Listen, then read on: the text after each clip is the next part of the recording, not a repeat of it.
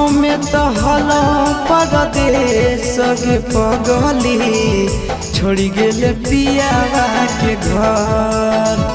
हमें तो हलो परदेश के पगली छोड़ी गेले पियावा के घर। तनी को न कहले हमर आबे के सबर, तनी को न कहले हमर आबे के सबर।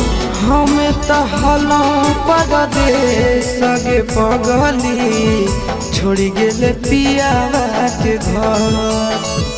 हमें तो हलो परदेश के पगली छोड़ी गेले पियावा के घर।